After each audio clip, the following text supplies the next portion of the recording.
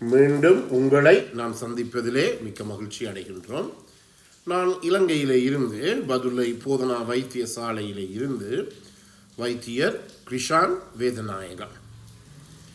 நாங்கள் பார்த்து கொண்டிருக்கின்ற விடயம் பெண்களுக்கு ஏற்படுகின்ற இந்த பாலியல் சம்பந்தமான பிரச்சனைகள், அதாவது ஃபீமேல் செக்ஷுவல் டிஸ்ஃபங்க்ஷன். அதாவது ஒரு பெண்ணோ ஒரு மனைவியினோ தன்னுடைய ஆண் துணையுடன் தனது கணவருடன் பாலியல் உறவை வைத்து கொள்ளுகின்ற போது அந்த பெண் உச்சக்கட்டம் அடையாமல் அல்லது ஓர்காசம் அல்லது அந்த பாலியல் உறவிலே முழு திருப்தி அடையாமல் கடையாக இருப்பதற்குரிய காரணங்களை பற்றித்தான் நாங்கள் இங்கு பார்த்து கொண்டு இருக்கின்றோம்.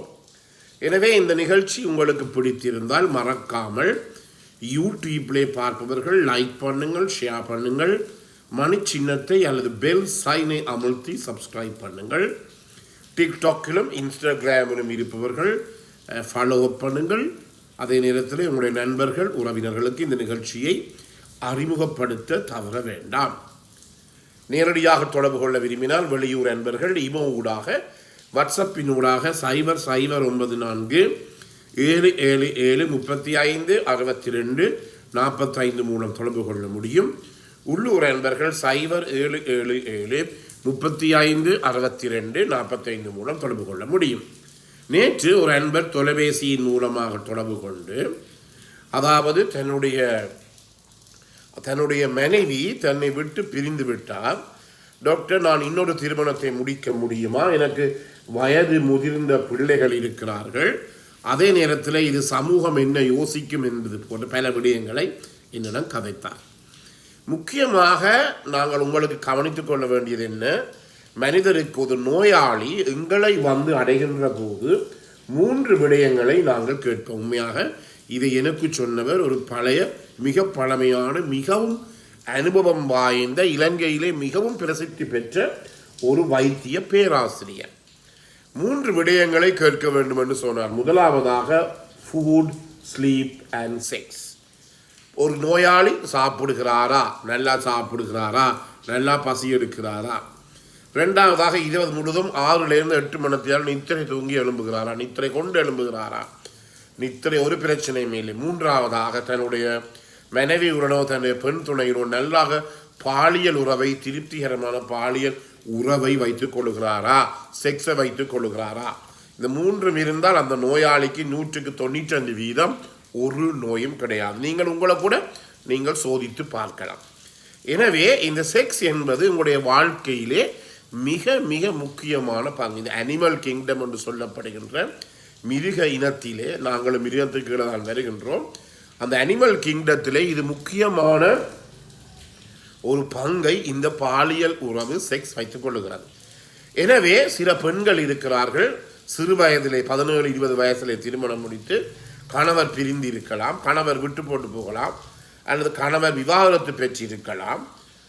எனவே அப்படிப்பட்ட பெண்களும் இருக்கு, அதே நேரத்தில் அப்படிப்பட்ட ஆண்களும் இருக்கிறார்கள். அதாவது என்னுடைய பிள்ளைகள் வயது முதிர்ந்த பெண் பிள்ளைகள் இருக்கிறார்கள், அந்த பெண் பிள்ளைகளுக்கு முன்னால் எனக்கு திருமணம் முடிக்க முடியாது. அதே நேரத்திலே வீட்டிலே வயது முதிர்ந்தவர்கள் இருக்கின்ற போது அவர்களுக்கு எங்கே படுக்க கொடுப்பார்கள் இடம் என்றால் அம்மாக்கும் அப்பாக்கும் இந்த ஹாலிலே தான் இடம் படுக்க கொடுப்பார்கள்.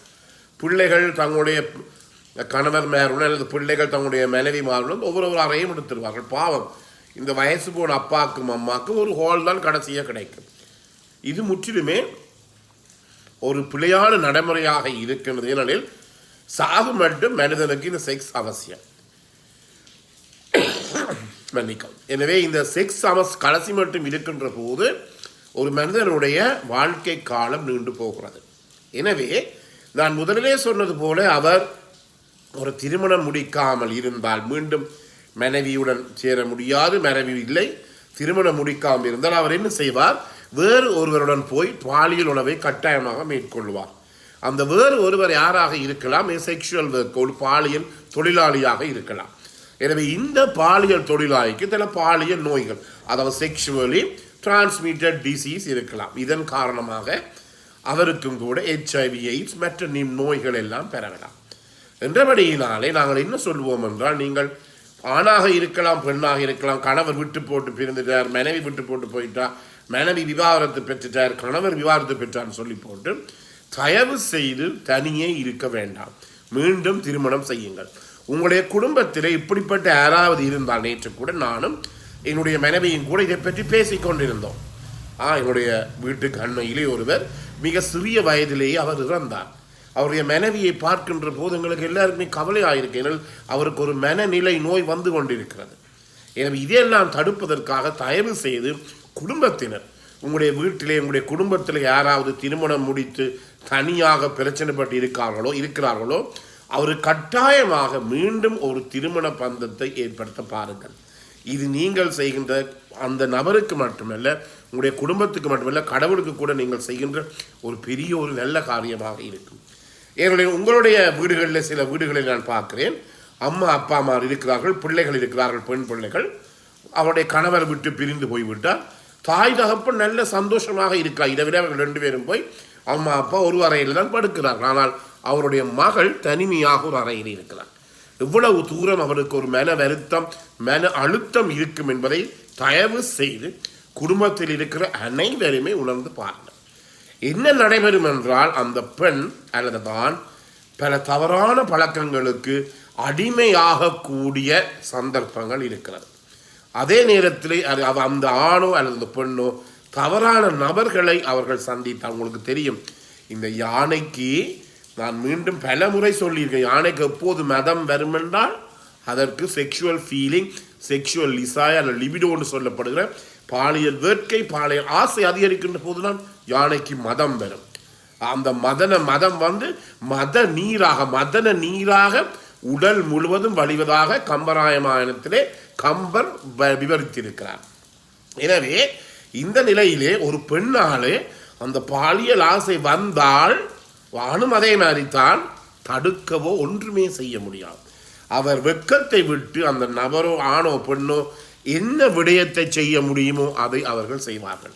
அதே நேரத்தில் எங்கட பகுதியில் உங்களுக்கு தெரியும், ஆண்களாக இருக்கட்டும் பெண்களாக இருக்கட்டும், இந்த சுய இன்பம் காணுவதிலே பலதரப்பட்ட தடைகள், பிளோக்குகள் இருக்கிறது.